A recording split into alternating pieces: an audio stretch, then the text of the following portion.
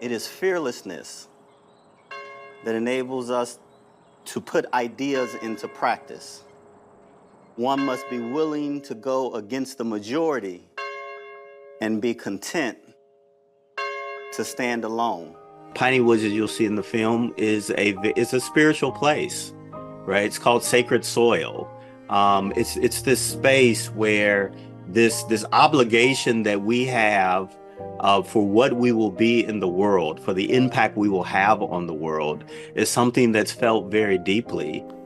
Director J.J. Anderson was no stranger to documentary filmmaking, with her productions Feels, Positive Space, and Home Free, with Oscar and Grammy-winning musician John Legend under her belt.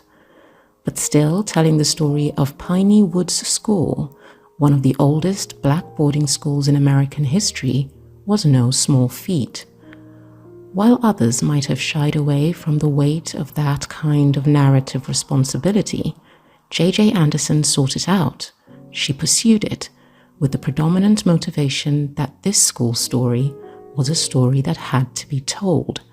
And when Disney, ESPN's Anscape got on board to release the documentary in time for Black History Month, one could only describe J.J. Anderson's creative journey as destiny. It's a fearlessness for something bigger than you.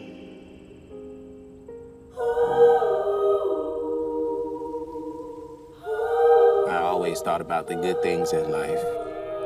And I wish I can go back to that point where it was only good and never reality happening. When Dr. Jones created this, the students were building literally each building by hand. And all of that was around self-sustainability. The farm was what was sustaining them. Well, JJ, Dr. Crossley, thank you so much for joining ARISEPlay. It's an honor to have you. I've watched the documentary and I want to go with the first question to JJ. You've cut your teeth as a filmmaker doing short documentaries. So when the project for the Piney Woods School Story came along, how did you know this was the project to make that leap from shorts to feature-length documentary film? So actually, this project is something that I developed from its initiation, right? So in other words, no one came to me for this project. I went out and pitched this project, and alongside Anscape, which is Disney and ESPN's Black-led media company, it came to fruition. They greenlit it and gave us the funding we needed to execute.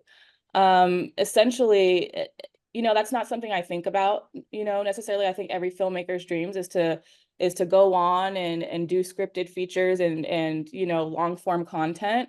But it was less about, making my mark as a filmmaker and making this a feature and it was more about just telling the story and doing Piney Woods justice. And you can't tell Piney Woods School Story in 20 minutes, 15 minutes, 30 minutes. Heck, you can't even tell it in an hour and 45 minutes. Honestly, this is really just a glimpse into the wonderful work they do. And so it was really out of necessity that I created this project. And when it comes to documentary film, within the spectrum of entertainment and motion picture, documentary film is very unique because it's almost lauded as the truth tellers of filmmaking. Absolutely. So when you're dealing with subject matter like the Piney Woods School, it's a historical school, it's a Black school. How did you make sure to steer yourself to toe the line so that you didn't become saccharine or overly sentimental, and tell the story that needs to be told and do honor and justice to the narrative? I mean, honestly, that was very simple. I think as a documentary filmmaker, all you do is create space for people to tell their stories, right? This is not, obviously, this project is something, after I reached out to Dr. Crossley, I knew needed to be told, but it's nothing that I've written. I can make outlines, I can ask questions. All of these things are suggestions. You are counting on, and I hate the term subject, so I use the term on-camera collaborators to really guide you and steer you as to what's important, right? Yeah. And so what might be important to Dr. Crossley might not be important to the kids and vice versa. But I definitely wanted to honor the history, and that's kind of what we kick off with. But what you're hearing is their perspectives of their schools. And so for me, it's just about creating space for people to tell their truth. And I hope I did that justly. Yeah. Y'all remember like a year back, I was like, I want to go to Piney Woods, and then y'all was like, you better be ready. Hey, y'all, we in school. I feel like it's gonna be a good day for real. I got braids. She got braids. Every day I go through this thing of asking myself, you know, what am I really doing? And sometimes I just get lost in like what's happening. You make one mistake, now you're that mistake for the rest of your life. Let me be the mistake in peace. Piney Woods School currently stands under the watchful guidance of its 5th president and former student, Dr. Will Crossley. One would be forgiven for thinking that returning to his childhood school to run it would be neither a consideration nor a reality for a man who has been presidentially appointed to serve as senior advisor in the Office for Civil Rights at the U.S. Department of Education, and has been chief counsel for the Democratic National Committee, and has a bachelor's degree from the University of Chicago, a master's degree from Harvard, a Juris Doctorate from the University of Virginia, and was awarded the Barton Postgraduate Legal Fellowship from Emory University School of Law. But going back to the school that helped mold him as a young man was more than an achievement or an appointment or even an award. It was a calling, and he answered it. For you, Dr. Crossley, the Piney Woods School is 105 years of history of this school. You're its 5th president, but the first president who's also an alumnus. Why did you feel, as you're in the position of stewardship, that participating in this documentary was the right step for the school? So this is our 115th year, and we actually were looking for an opportunity to share our story with more people, and JJ came to us really at just an opportune time for us to be able to do that. I think the biggest question that we faced when she said she was coming, and I knew to do a documentary, we couldn't control every piece of it. We'd had to be vulnerable, right? We had to be open and allow someone to come in. And so it really came down to trusting our team, trusting our students, trusting our staff, that, I wasn't there for every piece of this. So it was really trusting them that people would be able to see who Piney Woods was through their stories. And that, just picking up on that point you said about trusting the staff. So I personally went to a British boarding school, and watching the documentary, I did like a compare and contrast. For my school, which was all white, the modus operandum is academic excellence and the rounding of character through extracurricular endeavors. It's the same with Piney Woods, but there's an extra layer of responsibility on the staff that with teaching all that they teach, there is also the necessity to teach the guidance for the existential burden of being Black. Do you ever envisage there could be a Piney Woods where that burden, that responsibility is not borne by the staff? Well, I mean, the reality for this nation, for the United States, is that, racism, slavery, is a kind of birth defect, right? That this nation continues to grapple with every day. But the message for our young people is how they can achieve in spite of that history, right? The story of Piney Woods is one of achieving, right, despite those odds. And so that's not something you can just assume that young people will get. And so we're quite intentional about helping our young people build a sense of self-confidence that allows them to go out in the world, unabashedly, unashamed, and ready to compete with whoever they encounter. And so I think that's part of who Piney Woods is. I don't know how there could be a Piney Woods without that story. But just personally, just if we could distill it to just you as an individual and the humanity of you, the responsibility of this school is a lot. Why would you choose to go and achieve all the things you have and circle back, come to the school and take the responsibility of I will guide and shepherd the history, the responsibility, the positioning it so it can carry on into the future? Why do that to yourself? Oh, you know, great question. The thing about it is I don't know that I've done it to myself as much as I believe I've been called to the work. Piney Woods, as you'll see in the film, is a spiritual place, right? It's called sacred soil. It's this space where this obligation that we have for what we will be in the world, for the impact we will have on the world, is something that's felt very deeply. When the opportunity, yes, I went to school here and I went out and I did a number of things, and then I had an opportunity to come back to this work. And when that opportunity presented itself, you know, we have a little principle we do here called freedom and responsibility. And of all the things you could do, of all the things you're free to do, what must you do, right? What are you called to do? What is the work that you can uniquely do in the world to impact future generations of young people? And so presented with that opportunity, it was my responsibility to say yes. And I don't know how to do this work every day. I just serve. I just serve as deeply and passionately as I can every young person who's in front of me. Many of our young people, they're searching for their place in the world. They want to be seen. I still prioritize education. It's a way of proving people wrong. It's a way of showing myself that I can do better than what I was told that I could do. Like, long suffer. Tell me what it means. It means to, like, stick it out, stick it through. Like, to long suffer is to, like, stick with a thing. And JJ, that point you made about you just create an environment and we don't call them subjects, and let them be them. I was watching this and I remember the scene where the students talk about LGBTQ plus matters.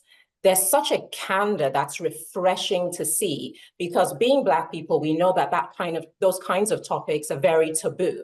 So do you put that down to the power of Gen Z? Or was that the environment you have cultivated where they can be in front of a camera, know they are speaking from the Black experience, and go for it and be candid and be raw and be honest? I put that down to the power of Piney Woods School kids. You know, I can't speak for Gen Z. I think if you watch the first classroom sequences, you'll see these models of Socratic discussions that Dr. Crossley and his team implement in the classroom, right? And so this is when the kids are given a topic and they're just exchanging at free will their personal thoughts. And a lot of those discussions that we have throughout the film are actually modeled after that, right? And so this is a way of communication that they are used to. That topic in and of itself was one that was consistently coming up. I wouldn't have touched on it if it wasn't. It felt important to the kids. The particular sighting incident that they're talking about was something that was brought up to me, I believe, on the second or third leg of the trip almost immediately. And it was coming from different groups of kids. And so I knew in that moment, obviously, this is something that is sensitive and you're dealing with minors and you have to consider their feelings, not just today, but you know, they're going to evolve and become different people. And so we had very deep discussions about this. And I said, well, if this is something you want to talk about, we're going to support you 100%. And if at any point you are in this discussion and you feel uncomfortable, feel free to stop. But I think that their freedom and, like you said, their strong candor, that is actually a testament of Piney Woods School, because these are the tools that Dr. Crossley and his team are putting in their hands, right? To have these conversations in such a strong way. Because the other thing that I just want you to, like, again, be personal and from an individualistic perspective. Absolutely. As a filmmaker, you're an observer and the lens is just an instrument that you use to observe. When you see that the participants, the collaborators. It's just my thing. It doesn't have to be yours. Film student, subject is such a fundamental term of film, I can't escape it. When you see them it's almost like you can see the paces of adolescence. the growing pains that come with that. And you're kind of steering towards the proverbial quarter-life crisis that comes with being a human being in this world. When you observe that and you see something where I would tell her this, or I would say that, how do you keep that objectivity to just let it be and hope that they go on to find fruition and become all the things that us in the audience are thinking, I wonder what happened, I wonder what came next? How do you keep your hands off it and not just dive in and become a director? You know, I just have an overwhelming sense of pride and understanding in these kids, you know, and I think almost if you interfere with them specifically, what I noticed, if you interfere with their thought process or their feelings, you're kind of ruining a great thing, you know? And so there could never be a point in which I thought, well, let me jump in and let me support here. One, because they have each other, right? These kids, they live with one another. A lot of them have lived together for 2 years. They know each other in and out, unlike anybody else. And so I had faith that they would have each other's backs in this, and they always did. And so I'm not saying they didn't necessarily need me, but they kind of didn't need me. Yeah. You know what I'm saying? Yeah. And so like, and that in and of itself, to witness them pour love into each other when someone is maybe feeling a little uncomfortable or can't quite catch their footing or is stumbling on their words. And then like that those terms of encouragement, like you see Maurice being very patient in that conversation. Yeah. You hear Chandrell saying, I see what you're saying this, you know, they have it. They don't need me, honestly, you know? So it was just about standing back and letting them do their thing, and then just giving them a nod and checking in, and that's it. And then of course giving them a big old hug when they're done. Like they that's what they do deserve, is our hugs, endless amount of hugs. Yeah. In the unique and often precarious landscape of formal education in a modern world that has ever-changing outlooks on history and legacy, the Piney Woods School plays a role that is arguably more important now than it ever has been in its well over a century of existence. Because for young people contending with a future that is unsure and looks nothing like ever before, for Piney Woods and Dr. Will Crossley, it is a battle that must be waged and won at all cost, particularly for those young hearts and minds that are Black in America. So this is a question I was actually going to ask to JJ, but I'm curious to ask it of you, Dr. Crossley. One thing I really enjoyed in the film is something that, from my experience in boarding school going through life, the narrative or this refrain that goes with you through existence as a Black woman, of the strong Black woman, we see all the textures of sensitivity and fragility in young girls, which we are forced to then put it away and deal with the world. How do you observe the young ladies at this stage, knowing what they could become eventually, and help them preserve that tenderness so they can go on being the totality of what it is to be a woman without letting, again, the burden of the Black experience change them? Yeah, no, so I appreciate the question on both a professional level and on a personal level. I'm the father of 2 girls, Okay. right? And so I think about when you come to Piney Woods, you instantly realize that we're a big family. And, you know, we live on this campus with these young people every day. And so we really do, you know, they become our children and they become siblings to each other. And so we invest in them as we would our own. And so every morning, you see this at the start of the film, we have a talk we have a devotional time together every morning. And I started doing that. My wife would she and I would speak life into our girls before they went off to school in the morning. This is when we lived in Washington, D.C. They were not in an all-Black environment that was supportive and encouraged, right? But we thought, you know, these young people deserve the same. Many of our young people, unfortunately, are not coming from environments where people are speaking life and truth into them every morning. And so we're just very intentional about helping them appreciate who they are, right? And then helping them begin to live that out. It's not about another person, right? It's really about who do we see ourselves to be and who are we becoming? Well, JJ Anderson, Dr. Crossley, thank you so much for talking to Arise. The project is fantastic. And I wish you all the best, and I can't wait to what comes next. I think you should do an episode 2 and 3 and 4 and carry on charting these stories. But thank you so much. It's been wonderful. Thank you so Thank much. We you. appreciate Thank you so much.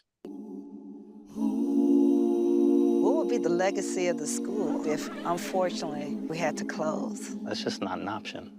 We're the epitome of resilience and hope and all that good stuff. And you can't take that away.